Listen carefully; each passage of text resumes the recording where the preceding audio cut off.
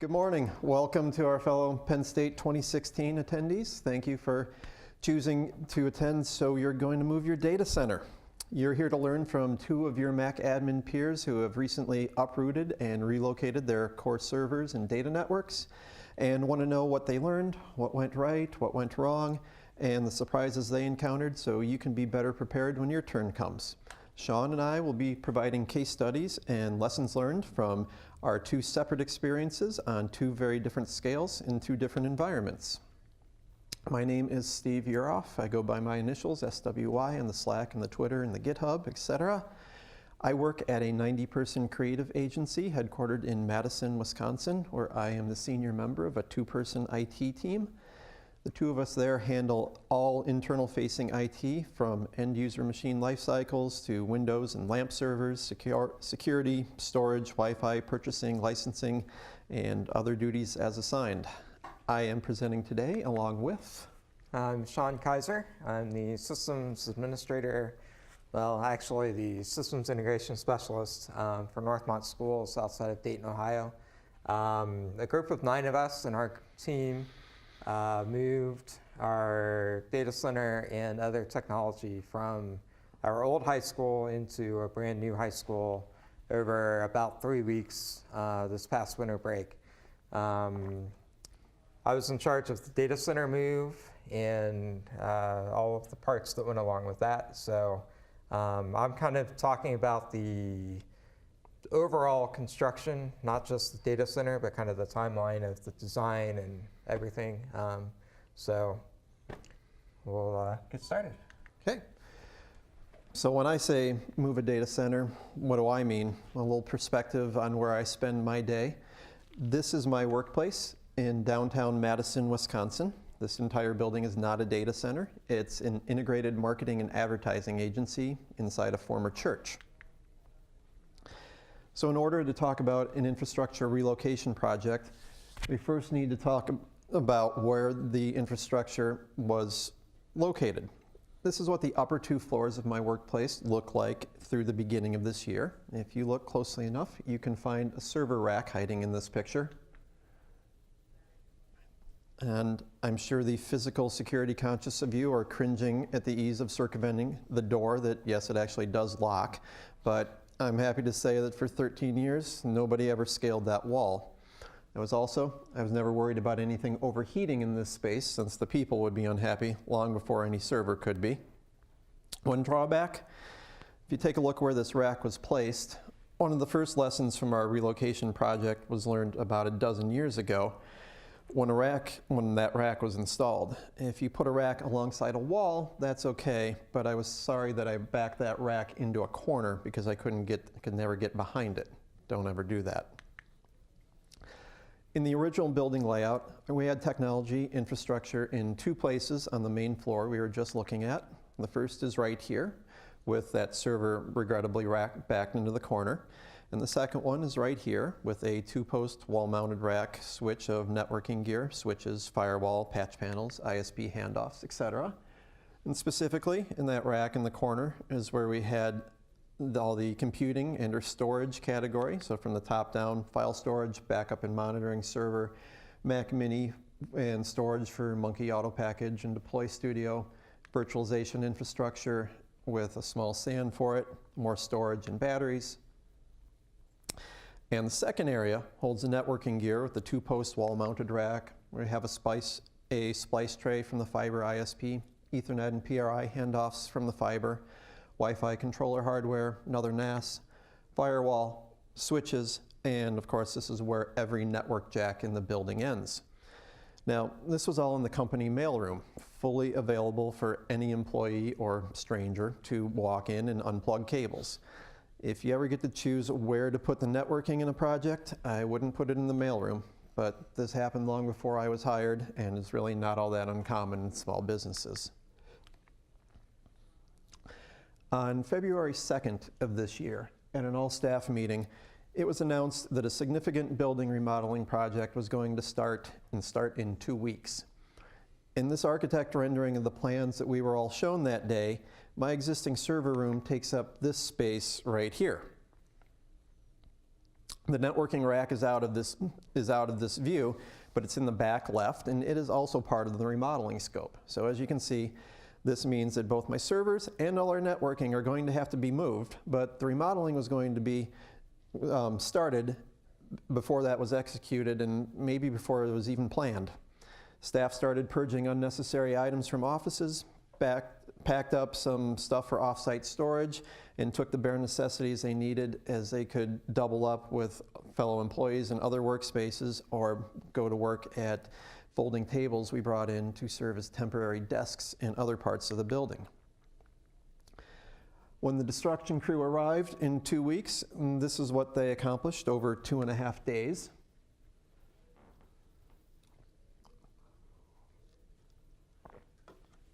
As we were going straight into the remodeling without preparing and relocating the servers first, they remained right here. So to make this happen, a lot of sledgehammers and sawzalls were used. There were many times I could feel the floor vibrating under me. The many times I cringed, uncertain if we were close to sending dozens of hard drive heads crashing into platters. I am happy to say that despite how discomforting that was, we lost no hard drives or any other equipment during the construction time. Some of the more memorable events during the removal of the old offices: on day 1 of the remodeling, I walked into work at 8 in the morning to hear a UPS and a server in audible alarm mode because the electrician had started turning off breakers to figure out what went where. We had a day where our entire phone system went offline and then returned many times. Figured out that was traced back to somebody beating on a nearby wall with a sledgehammer. We had numerous other unscheduled UPS confirmations, usually tied to the construction crew using power tools drawing from the same circuits that the servers were on. A few cut Ethernet and phone lines.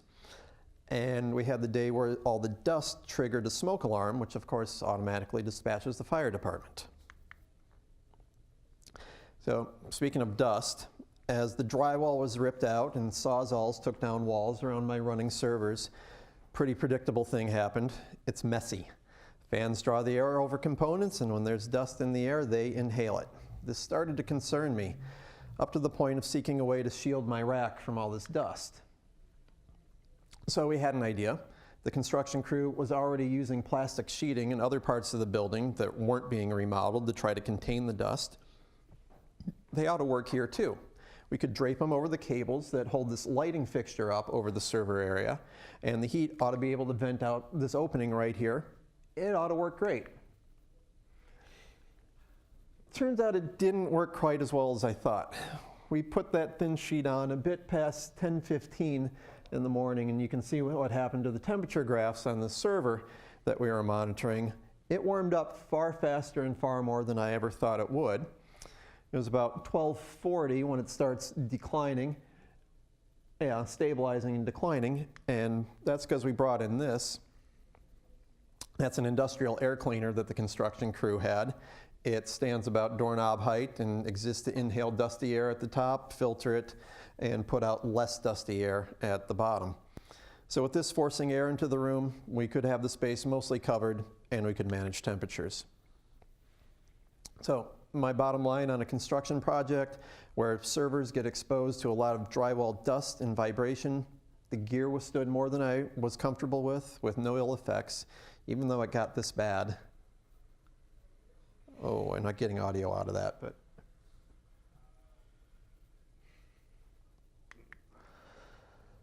As the remodeling progressed, we arranged where all the technology would be moved to. A lower level space that's the building's electrical room, telco demarc, and of course assorted junk storage.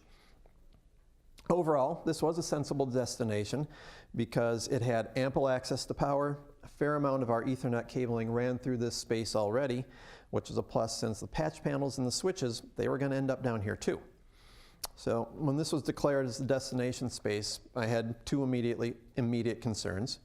The first was cooling. After seeing what a little sheet of plastic did to ambient temperatures, I was worried this small room would start to heat up, especially right around this time of year. We handled this by adding an air conditioner in the back windows just for this room. And the second is the back windows. This is a downtown ground floor exterior room versus an interior space on an upper level. Desired security is still on the to-do list.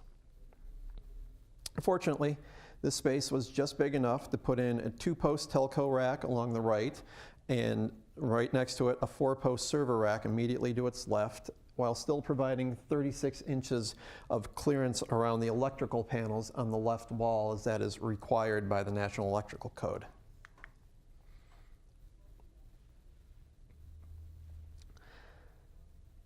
I hope you can relate to this. I want to be that italicized sysadmin, the one who doesn't let things go down, even though the services I provide are mostly internal facing, so the user base was well aware of what was going on. I don't like my servers to be offline. But as you saw, the server location was starting to hold up the remodeling work, so I started to go through my menu of options to keep things running during a relocation. I considered the option of moving the gear while it was still up, the way that these guys kept a physical server running and online via a mobile phone and a VPN connection as they moved it between 2 data centers. And you see that's through a subway. But with ample battery runtime, multiple power supplies, and some clever wireless bridging, I figured I could be able to pick up my gear and relocate it to the new space live, but I rejected that because one misstep was going to be really hard to explain. So, additionally, I welcome the opportunity to part ways with our existing rack because years ago, we bought a 4-post threaded rack for servers. I wouldn't buy this style again. Reasons are that lining up rails on the proper front-back pairings was always difficult because they weren't labeled, and you had to be sure not to grab the wrong thread pattern screw. This rack was threaded for both 1032 and 1224, so there was ample opportunity to get the wrong screw for the space that you're targeting. Some equipment vendors include metric M5 and M6 in their hardware, and the M5 is just enough off of a 1032 to kind of fit, but not properly. The second problem with the threaded rack, if someone tries too hard to make the wrong screw work, there's an opportunity to strip a hole. Since they're part of that rack, when that happens, that space is now unusable. And third, the most recent gear I've bought only needed a rack that had square holes, so I had to buy a shelf to set that unit on. Or one can use a threaded to square hole adapter. We'll see those again later in this story. So when I say a square hole rack, this is what I mean. Rack rails that snap into square holes make racking easy. There's nothing more to do than click them into the holes, no tools involved. Dell has rapid rails and ready rails. HP calls them quick deploy. These have become the standard for mounting servers in 4-post racks. When they need to come out, they're easily released from the rack by the spring releases in the middle of each face. And the rails are awesome, but some things need a nut and a bolt. This is where your square rack is the most flexible kind. It can also be a threaded rack of any type you need it to be, thanks to cage nuts. As the name implies, they're nuts in a holder, a cage, that can be snapped into your rack. When installing cage nuts, there's no absolute right or wrong in orienting the wings horizontally or vertically. And second, the part that does have a significant right or wrong is where the nuts go. They must be on the opposite side of the rack as what you're mounting, so that the screw passes through the device, through the rail hole, and lastly into the cage nut to pinch it all together when tightened. We manage to do all our cage nut installations by hand or with a screwdriver, but they can be rough on your fingertips. A cage nut tool can save you from injury. For 2-post gear, threaded remains the standard as you're directly screwing gear into your rack versus installing it on the rails that are put in your rack. I recommend you note what size your 2-post rack is threaded for and forbid all other screws from your rack area. We had the project's low voltage subcontractor install 2 new racks in the electrical room in order to be able to first move the servers and then connect them back to the network. A temporary patch panel was installed in the existing switch area right here, and they ran 20 cables down to the new server room, terminated on a matching panel down there. So when the hardware was moved, all we had to do was redirect patch panel cables from the old patch panel to the new, connect the servers back up to where the switches remained. One more thing I learned about racks in this project. If you have a project that calls for a wall-mounted 2-post rack, like my old switch rack here, pay attention to its depth versus the depth of your switches. This shows what the back of my switches look like. You can see that they're just a couple inches off the wall, and this ended up being fine for their time in the rack. But one more effect of this project was that the space where all our existing digital phones were terminated was also part of the remodeling scope. Old phone system was old. Relocating these punch downs, called 66 blocks, was not a reasonable thing to do. We were dumping the phones for a VoIP migration also. So in doing my prep work to become a VoIP admin, I learned something new. While we had selected 3 48-port stacked PoE switches for our last upgrade with future VoIP in mind, I was not aware that I needed to be concerned with both the power budget on a switch, meaning total watts of power it can supply to endpoints, but seemingly arbitrary vendor limitations. In their stock configuration, while all 48 ports are PoE ports, the stock power supply of my switches would only power 24 ports, even if you are well under the power budget. If you plugged in a 25th PoE device, it was not expected to work. Addition of redundant power supplies through these cables over here on the right provide both a backup in case of issues with the main power supply and now allow the switch to power all 48 ports. Back to the point on the depth of a 2-post rack, there's no way I would have been able to fit these power supply plugs in behind while using that 2-post. Fortunately, the remodeling project solved that for me. Second option I considered to maintain uptime while relocating was based on cool virtualization tricks. I provide our Windows and Linux servers via Zen server, a bare metal hypervisor in the same category as VMware ESXi.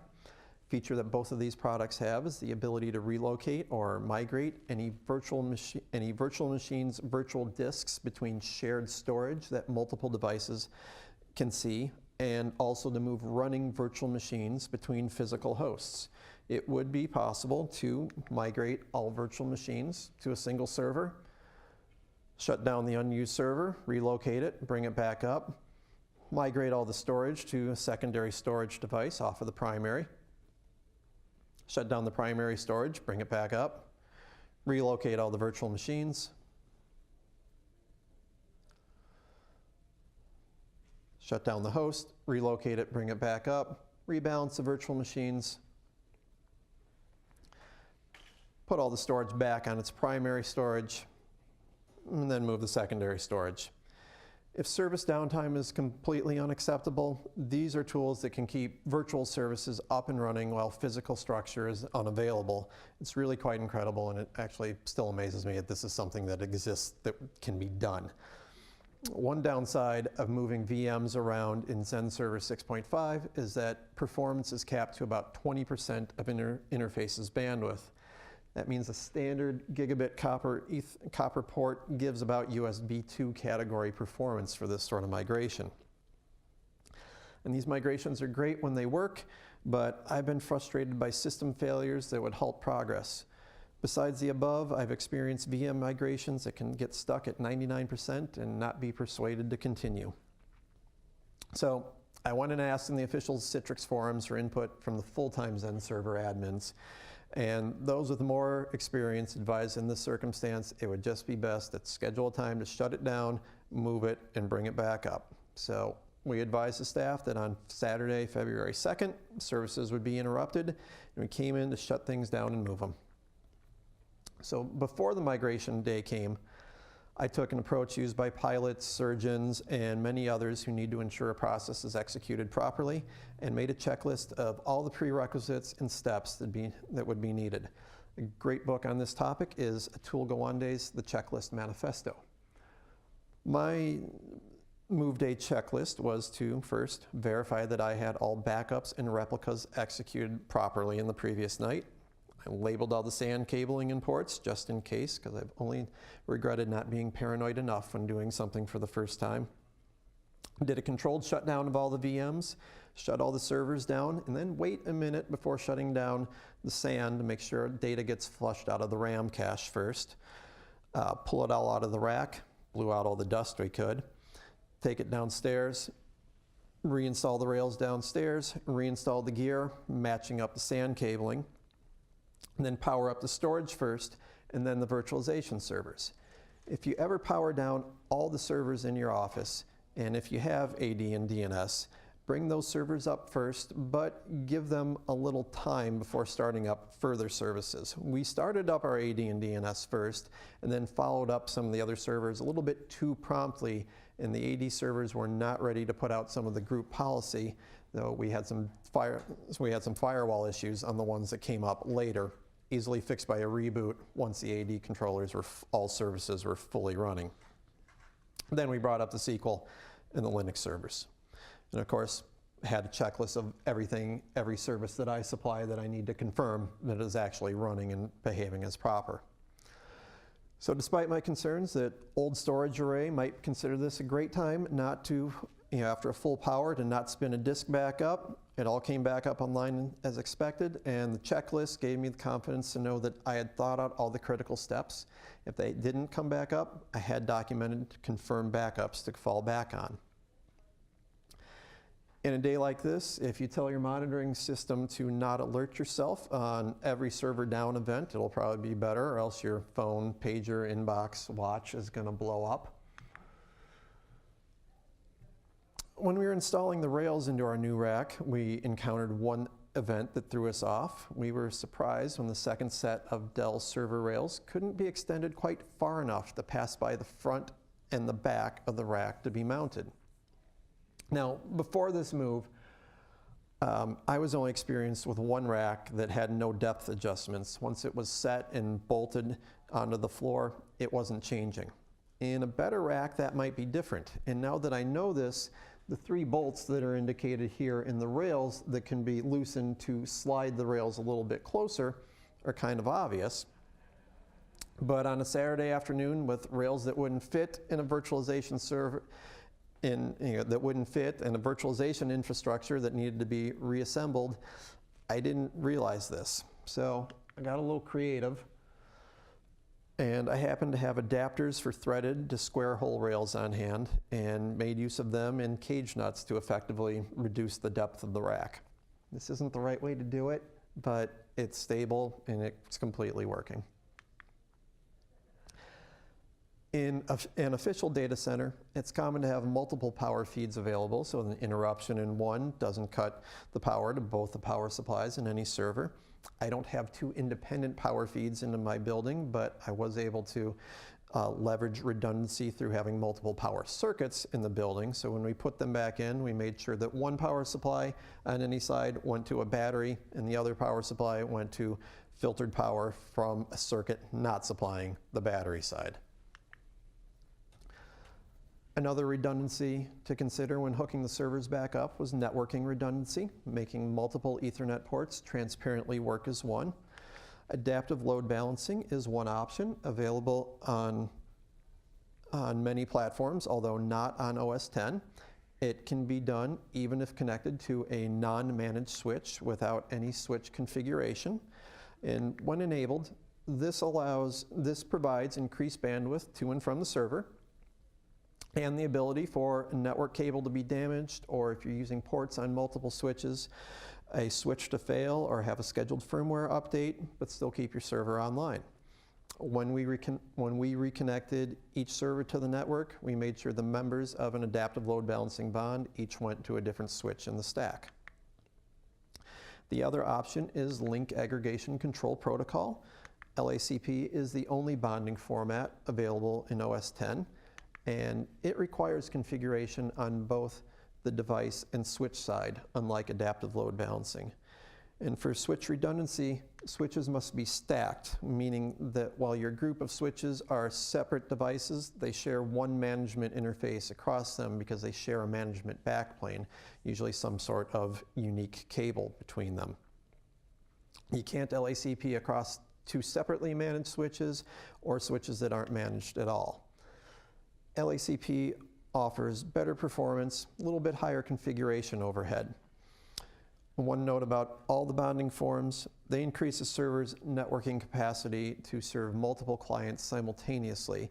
It doesn't allow communication with any single client to go faster, even if you bond on that client side also. So all when said and done that day, we went home with our previous room abandoned and the new space looking like this. So with the servers relocated, that section of remodeling could continue in the building, and we could now focus our attention on phase 2, relocating the networking downstairs. To do that, we had a few facts to consider. First was cabling in the remodeling zone was going to be run fresh, which was great because existing cabling was old and poorly done. That was stripped and discarded. Before this project, the most recently remodeled area was our lower level. This had benefits that we were moving all the gear to a space where the majority of our floor's wiring passed through, solving for most of our cable length concerns or routing in that section of the building. And because the remodeling meant adding more employee workstations and the wholesale disassembly, relocation, and reinvention of our patch panels, we decided to completely do away with our existing station jack identification system and give all the ports brand new identifiers. So to relocate the cables, the first step was to document a temporary lookup table listing all the existing cable identifiers. The low voltage contractor then started by sequentially labeling each cable at the panel and noting that new number on the lookup table. And these cables could then be disconnected from the existing patch panels, routed out of that space, down the wall, down through the crawl space that they ran through, and through the ceiling in the new server room, and re-terminated in the new panels downstairs based on their new numbers. We could then bring the switches down and start patching in all the ports. We did this on the weekend of March 5th. When you're taking the switches offline and ripping all the cables out of the patch panels, we did not even try to maintain connectivity. We just gave staff multiple emailed warnings that the building would be without a functioning network for the majority of the weekend, and to plan ahead, cache your documents locally, know you're not going to get to the web services that we have inside, the VPN, all that sort of stuff. Once each of the cables was rerouted and re-terminated in its new home, it needs to be confirmed that it's functioning properly and leads to where we think it goes. This is a process that takes a pair of techs, two-way radios, and a cable analyzer. One tech takes the old map and uses it as his guide to visit every station jack in the building, where he plugs in the remote side of the cable analyzer, the simpler one on the right, and radios the old patch panel and radios the old jack number to the partner standing on the patch panel side. The lookup table tells the panel guy what the new cable number is, so he plugs his analyzer into that side, and presuming they're on the right ends, the two sides will communicate and perform cable tests, confirming the wire order, continuity, and a long list of many other queries. If the remote side plugs into the cable for 15 seconds without seeing the analyzer, it goes into tone mode. So the panel guy can then pull out a probe and physically pass it over the open ports, looking for the one that makes the probe light up and make sound and indicate that's where the remote side is. And then consider, that's the port we seek, and test and update the documentation appropriately. When it all checks out, the station port was relabeled with the new cable number printed on a label printer and on to the next. After the jacks were identified, I ended up with a map that tells me where every jack is, so we know the relationship between the patch panels and reality. Besides being a searchable PDF, this map is also printed and tacked to the wall next to the switches. When the testing is completed, a cable analyzer can output a PDF report with a summary overview of all cables' performance for the entire job and detailed documentation of each cable's output. You should expect this from your wiring subcontractor to verify their work. When cables weren't long enough to reach a new panel, they were punched down to one side of a 110 block. The other side of each numbered pairing then continues all the way down to the basement panel. Here we see one side of a 110 block adjacent to a service loop of spare cable. Service loops are standard when running cable. Here we see one way to do it, literally extra cable looped and stashed away to allow freedom of movement. This is another way to route a service loop. Note that the blue cables could have been run on a shorter path, but by first directing them away from the rack on the left side in this big U shape, we get them in a format that's less likely to tangle and easier to keep tidy than doing a thick bundle looped over on itself. So another lesson learned about cable access. When we first moved the servers downstairs, we only needed about those 20 jacks to get back to the original networking area that was still upstairs. But now we were going to need every network jack in the building to run into this space. So when this rack was installed, neither of these two piped holes in the cement existed. They got there because one morning I came into work to find the construction crew in my server room with this blue tub perched up on top of a hobbled together two-legged stand. And that was there to catch the muddy cooling and lubrication water from the drilling machine on the floor above, because the guys were starting to drill holes through the concrete. Fortunately, the water and the server stayed separated as designed. One decision we had to make regarding the network rack was how to arrange the patch panels and switches. One option is to intersperse them like this. It's a very efficient use of space. Only the fiber down at the very bottom takes up any space for horizontal management. I think it looks pretty cool. And there's no effort to know which cable goes where, no games of tugging on wires in your horizontal managers to figure out where it goes. But one downside is that your patch panel layout dictates what switch port you can go to. Sometimes that might be an issue if only the top patch panel runs to a rack of gear. Spreading bonded ports across multiple switches isn't so compatible with this layout. While the other option is notably prettier, we went with the flexibility of grouping all panels together, then grouping the switches below and using horizontal management at the switches to route the cables to the side managers, then up the panels. That's very dark in here, isn't it? Sorry.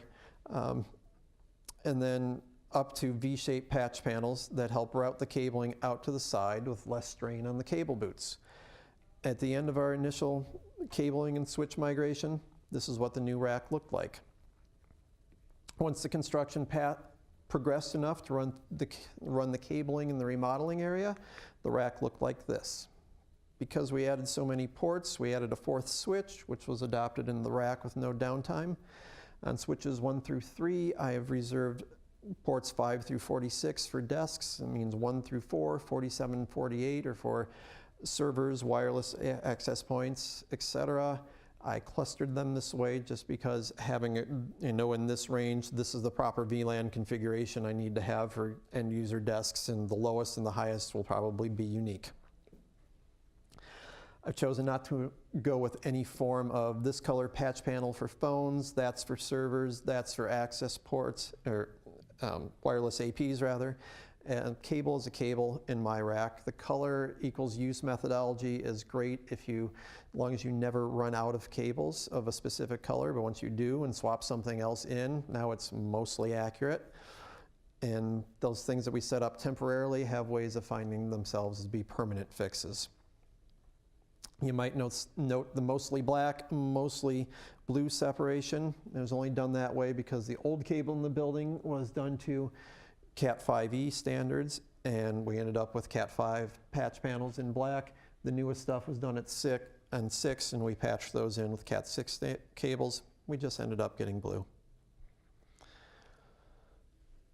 After the switches were brought back up post-move, I realized that one of my most recent changes to the stack, some of my most recent changes to the stack were no longer there. Depending on the level of gear that you're working with, it might support the concept of holding multiple configurations. The configuration present when you start the switch up is called the startup config. And at first, it's the same as the running config until changes are made to the configuration. If those changes aren't saved back to the startup config through the copy command, they're supposed to be wiped on reboot. This is our savior if we really screw something up in a switch and our configuration is bad, a power cycle resets it back to where it was. but it also means not to overlook permanently committing the good changes before you power down a switch. And before I move, I would also export your switch configuration to your preferred backup and change management location, just in case. As of today, my office's remodeling is still a work in progress, but this is how it's changed. From an IT infrastructure relocation perspective, the project is done. My network and server gear is now out of trafficked areas with restricted access, properly cooled, and has ample room for new equipment. If I could do this all over, I would greatly change the order everything was done in. I did have an idea that this was coming as a general concept, but not exactly when. I should have provided more feedback to the decision makers that it would be wise to move infrastructure before remodeling. The proper order then would have been more like select the destination for the infrastructure and plan early. Then figure out how you're going to get the cables into the space and drill the holes in through the cement to make that happen.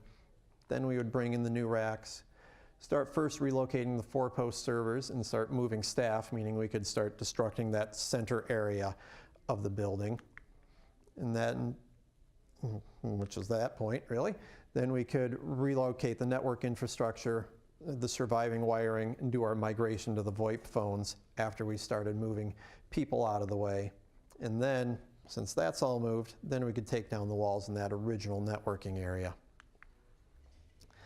Some of the other things that I learned from doing this: you wouldn't go winter camping with a tent made out of it, but a thin plastic sheet held heat in really well. While lots of Zen motion is neat, it was an optional level of complexity. I consider my servers important, but in reality, a scheduled downtime was acceptable. A simple route of turn it off, move it, and turn it back on was really best. Documentation advised me that I was en route for a bad time if I tried to plug 25 phones into one switch without taking any further steps. While that info saved me from being in a rough spot in the phone deployment, I did not read up that I could simply adjust the depth of a rack to solve a problem. You're probably not the first to do a project like this. It's just new to you. If you're unsure how to do something, gather input from our online communities. The Mac admin community is amazing, and it's also not the right one for every query. I only allow 1032 in my server rack area now. If you need to set up a new rack, know how you're going to get a screwdriver to any part of it you'll need to access. Consider the depth of a 2-post versus the depth of the gear to go in it, and maybe even gear plus add-ons. Checklists are crucial for making sure any process is followed properly and help you know why you're going to be getting it right. And before I took down my virtualization servers, I knew that I had working replicas and backups. If I had an issue with the SAN coming back up, the replicas were going to save me. I also didn't allow my production file server and its replica to be offline simultaneously. So now, for the story of a much larger infrastructure migration, I give you Sean. Thanks, Steve. Yep.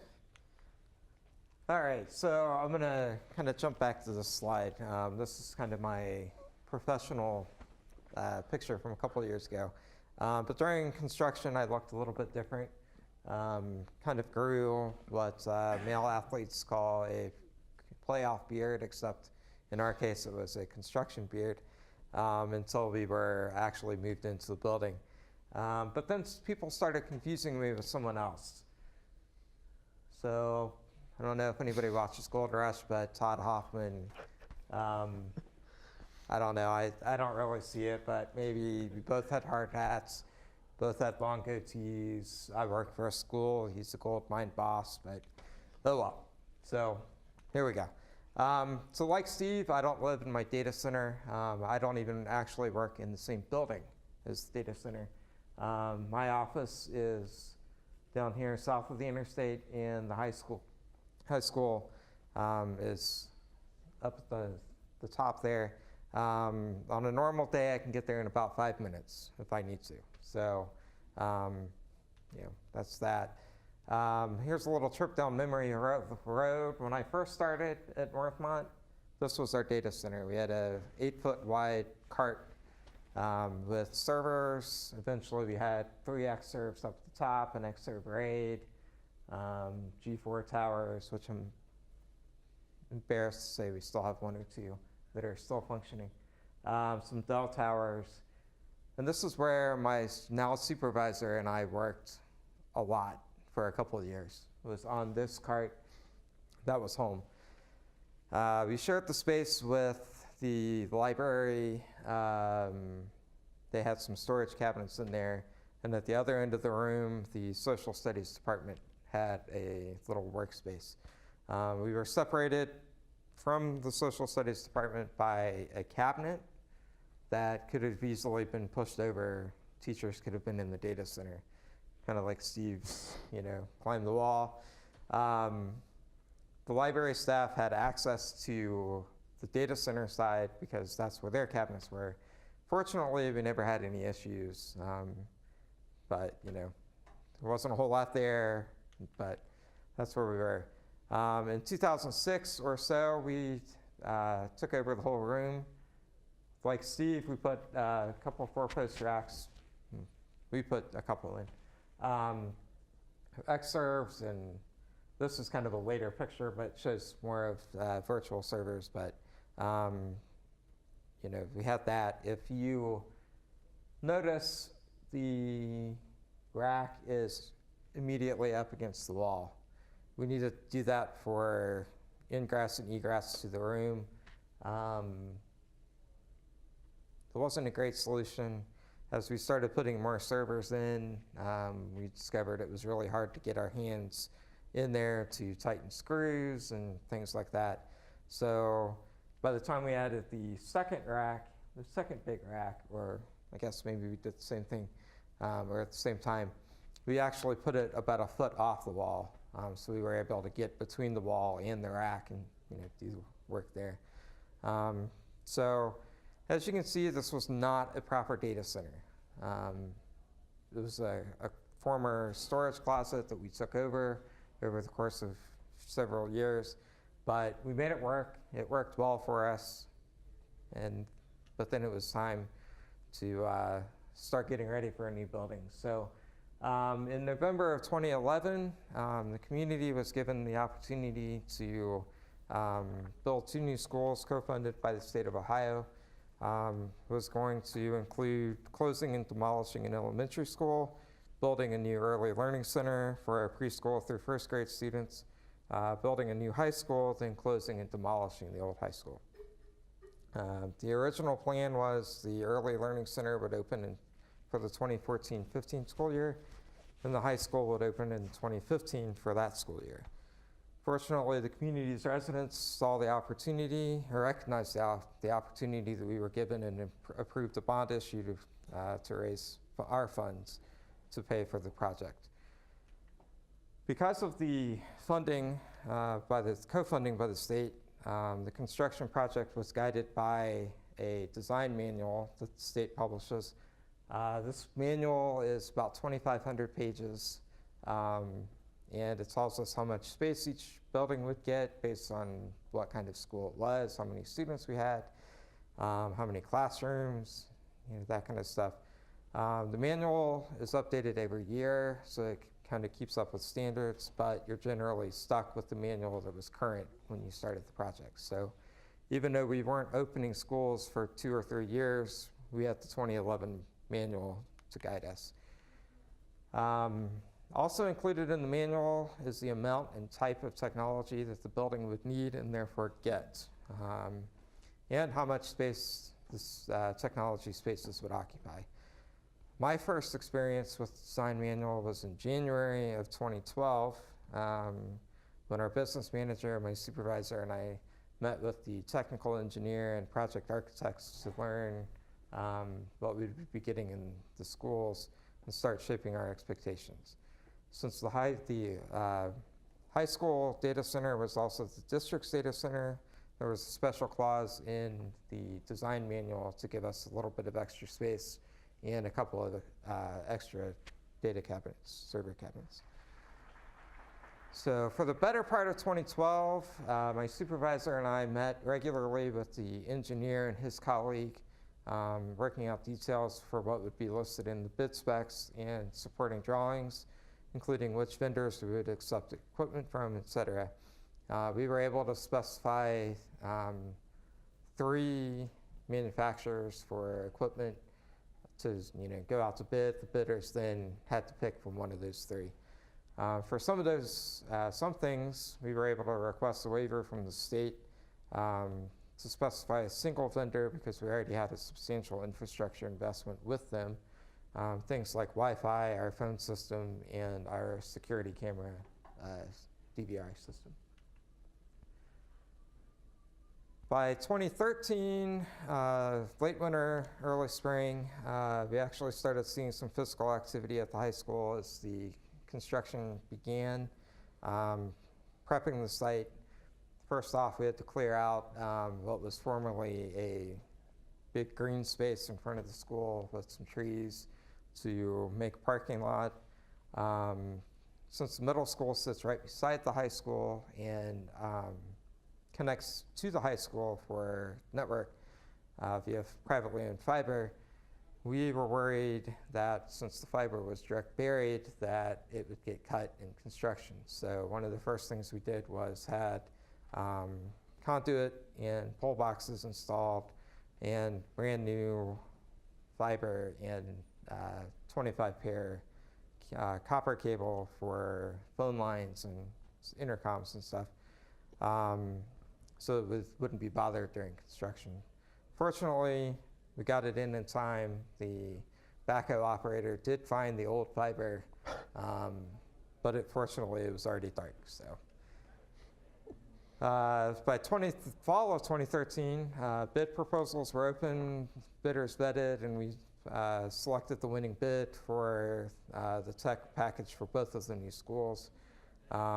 They recommended to us that we put everything for both buildings in one bid package, so we got the same equipment and types of equipment in both buildings, even though the high school was scheduled to open at the time a year later than the early learning center.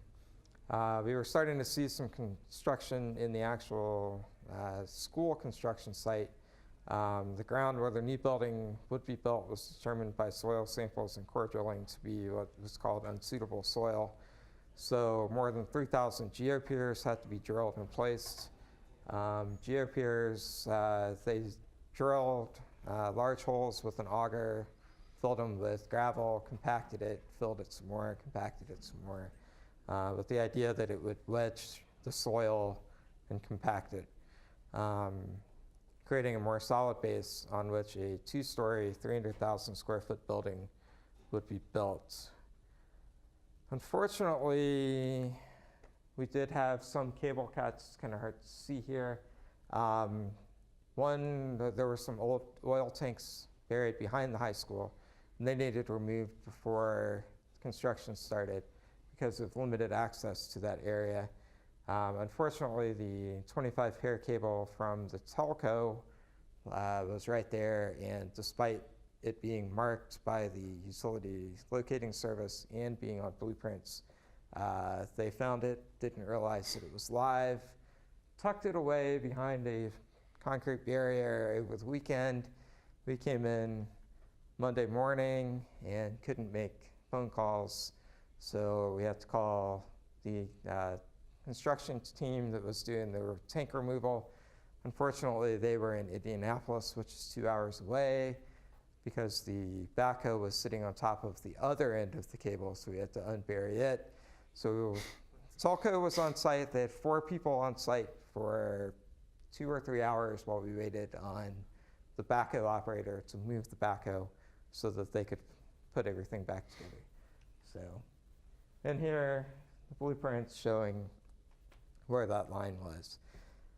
By the spring of 2014, we were starting to do the layer 3 network design. We were installing lots of different systems, cameras, video on demand in the classroom, plus all the regular network stuff, so we decided to segment things out.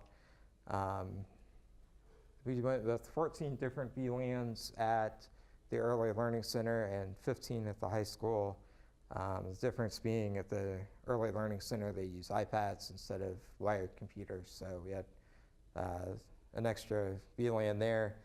We also worked with our ITC, which is our Information Technology Consortium, which is kind of our bridge to the internet, to get address space set aside for the Early Learning Center.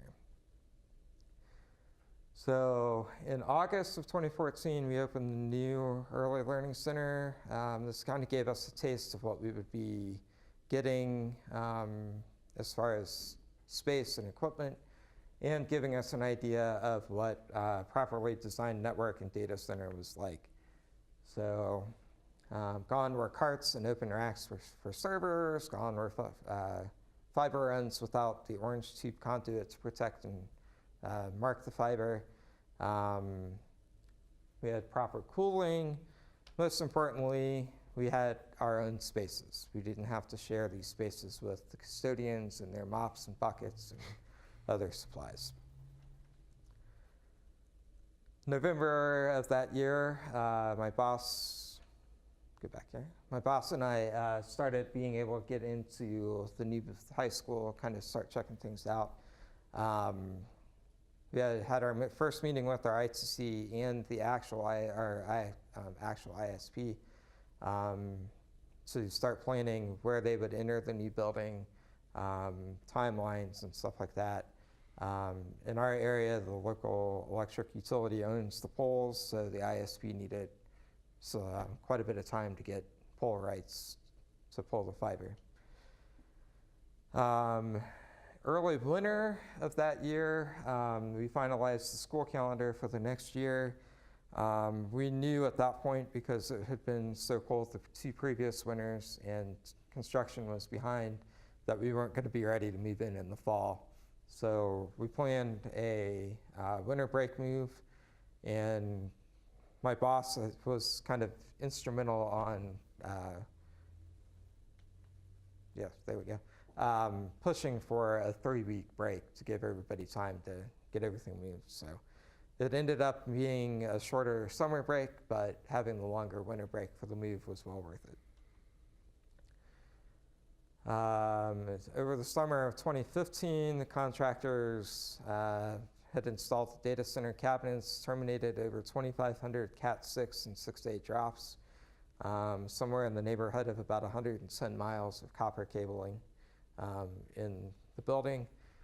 Switches, access points, all the patch cords, and we worked with the ITC and ISP to get a temporary internet connection into the building. Given the expanded network and the mid-year move, our ISP recommended setting up a whole new IP subnet for the new building because there wasn't going to be a way to connect the old building to the new building. So this was actually my first shot of what things look like in there. My boss took it, sent it to me so I could kind of start planning. All told, in the new building, we have 9 different switch stacks, most of which have between 4 and 6. Some of them have 8 or 9 48-port switches in them. That's a lot of switches and a lot of ports. So, in October, we started finalizing which systems we would move to the new high school. You saw in that previous picture, we had a lot of excerpts. Did we move them? For the most part, no. They moved, but they didn't go into the data center. Another thing I did was I started building Lucidchart diagrams to show where everything was as the construction provided, and how much space was open in each one of the cabinets. So I had an idea of how much I'd be able to move in. November, I knew what we were going to start moving over, so it was time to start figuring out what went where. I wanted to keep building stuff in one area, district stuff in another. So I spent a lot of time in Lucidcharts moving things, kind of a big puzzle. This is basically what, if you walked in the data center now, this is what it looks like. Probably my best idea in this whole planning was I put numbers that corresponded to the slots in the rack on the side so that I knew I could just I printed it out, I could look at it and say, okay, this goes in slot 22 and so forth. So made it a lot easier. So by roughly the beginning of November, my boss started working out of the building. I joined him around Thanksgiving, just kind of keep an eye on things and be available if anybody had any questions. One of the nice things about doing a project that's guided by a design manual is all of the training that the state requires, that the contractors give us. So November, we had a lot of training. We had many hours of being trained on everything from the phone system to the Wi-Fi to the generator, automatic transfer switch, and the UPS. So then it was time to actually start the move, early December, sorry, I'm jumping ahead here. We met with our ITC and ISP folks again at the beginning of the month, just to kind of finalize everything. I started moving things around in the data center that I could, KVM switches and keyboard monitor trays being the main ones because we didn't have occupancy yet. Had to clean, kind of like Steve had, there's a lot of dust and mess even in new construction, especially with terrazzo floors in the hallways. So lots of grinding, lots of dust. Little metal fragments from some places. So cleaned up everything at the beginning of the month. Then it was time to actually start the move. Originally, we planned on starting the move around noon. It was the first day of winter break, so we thought, give ourselves a little bit of time in the morning and then start the move.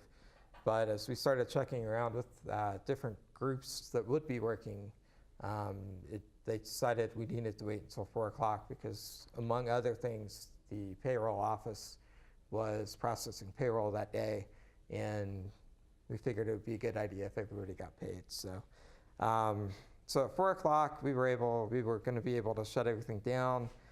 The condition was we had to have critical systems like the phone, internet, some of the servers, DNS, LDAP, things like that, back online at 8 o'clock Monday morning so that the people that were working over break could work. So in the morning, while we were waiting until time to start shutting things down, I moved the vertical rails in the cabinets. Since these are data cabinets, they have horizontal, rails, I guess, to hold vertical rails that the servers connect, or the server rails connect to. So I got everything moved there. I was going to be putting vertical power distribution units in the cabinets for the servers. So one of the vertical rails had to sit back far enough for that to fit in there,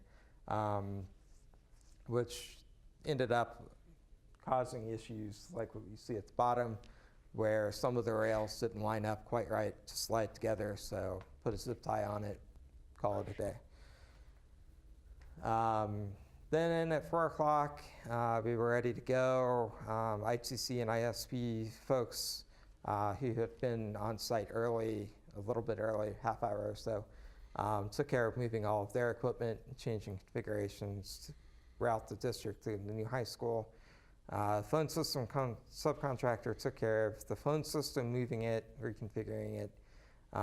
We had an issue with the local telco, didn't show up to move the PRI, which obviously was going to be an issue for phone calls.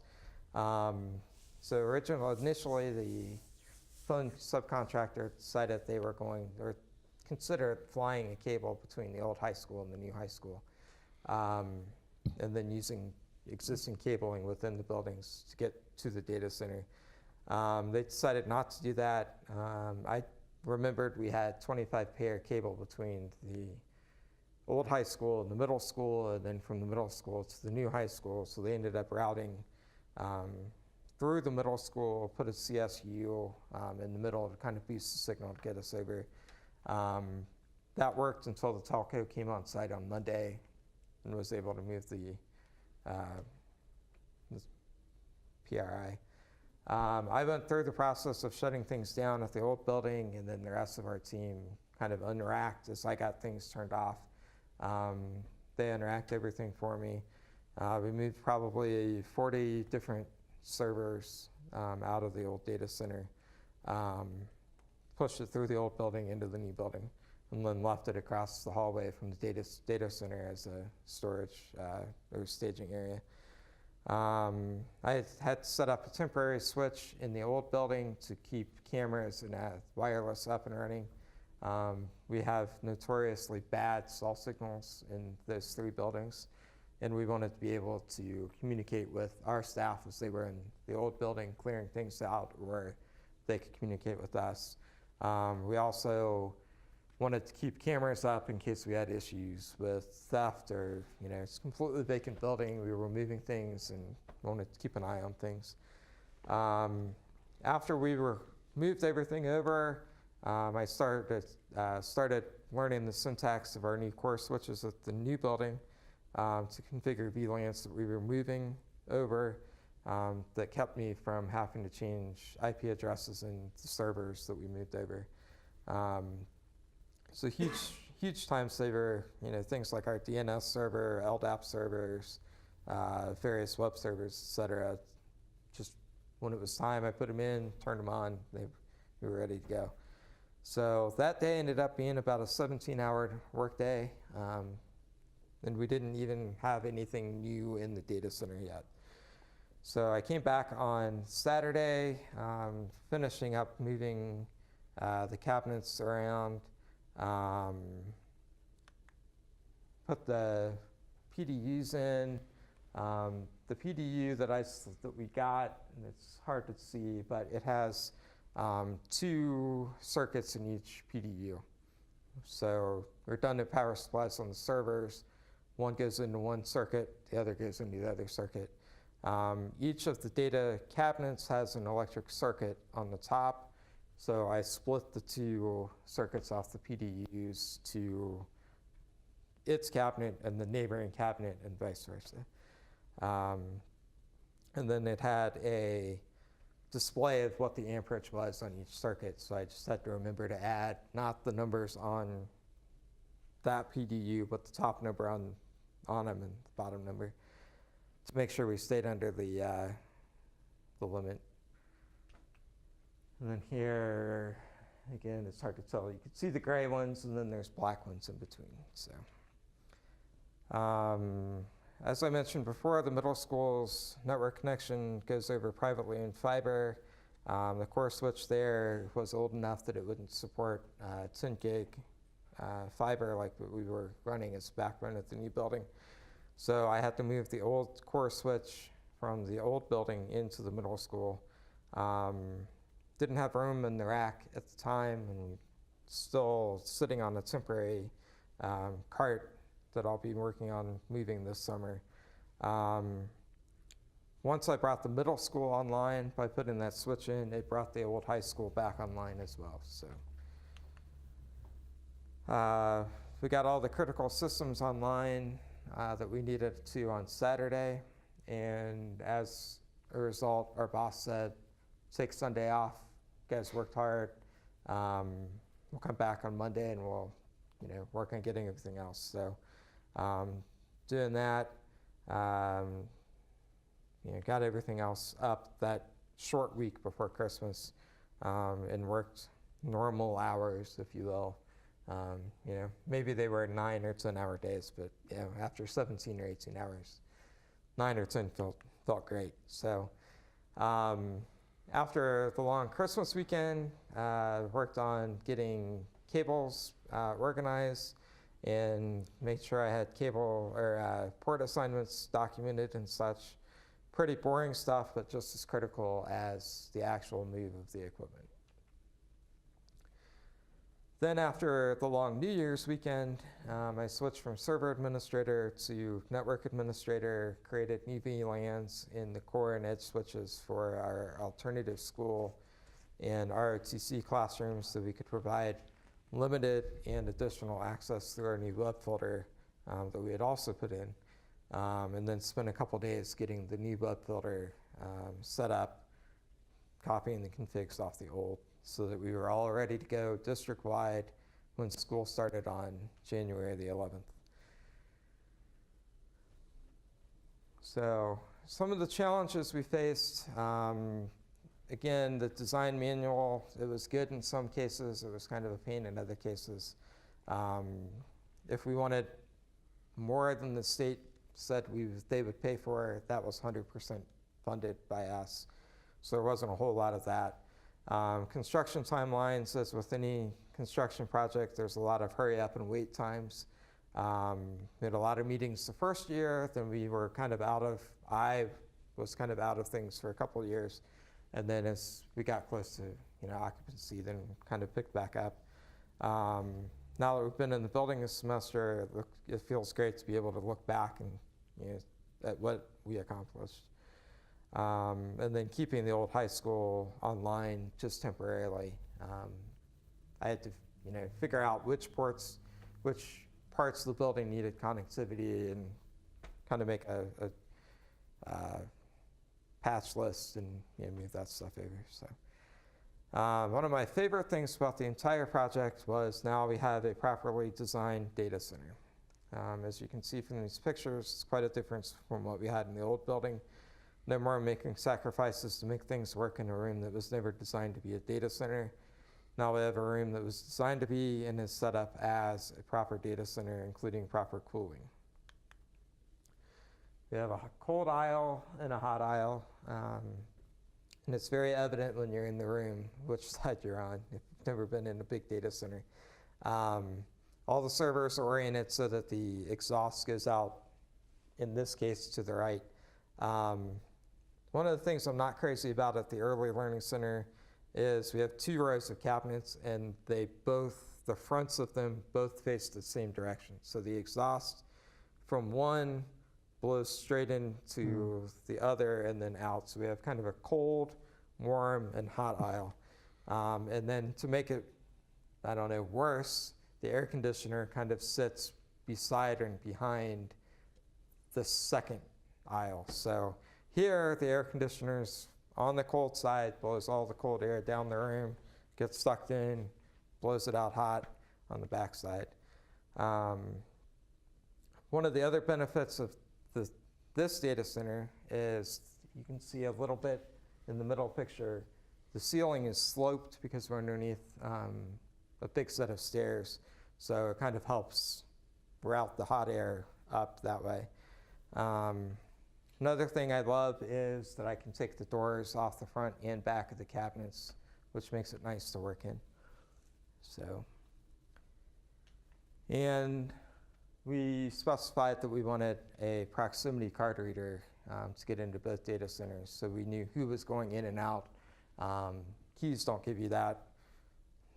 The card reader does. We don't do that on the telecommunication rooms out in the building, just from an expense standpoint. But we also have properly designed and implemented TRs, telecommunication rooms. As stated before, we don't have to share these rooms with anyone else.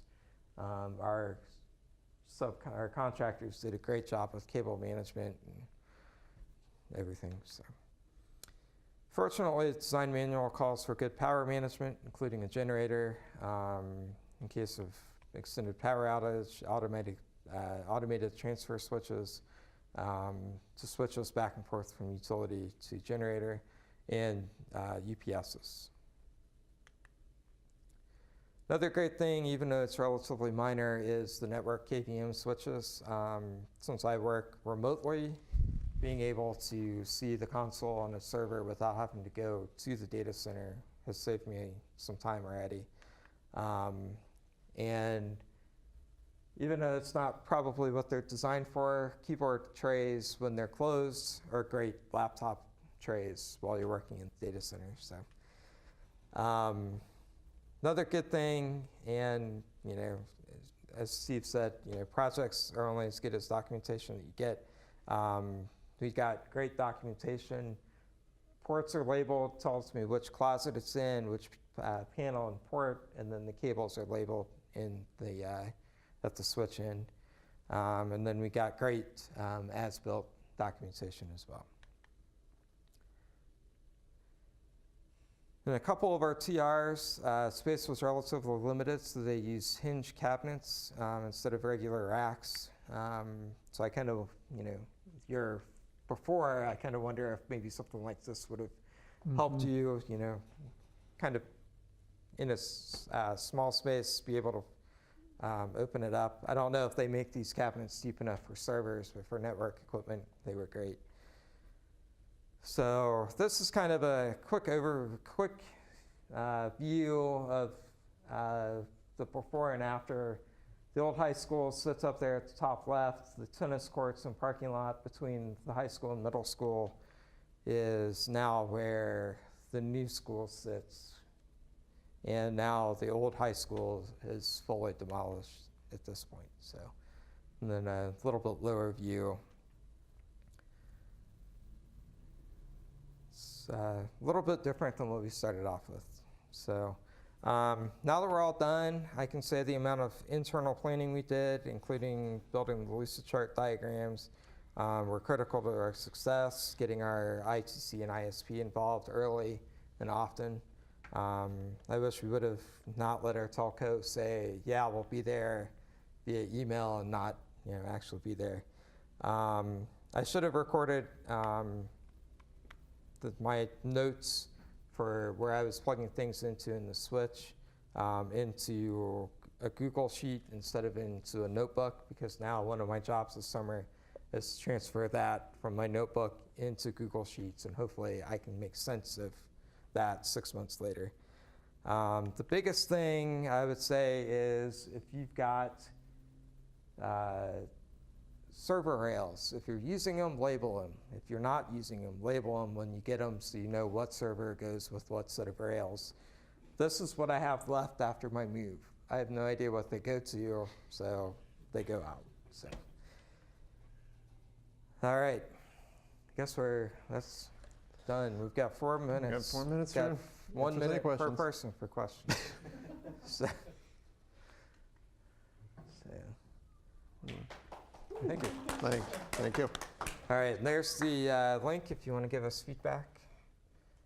So, Thank you. all right, thanks.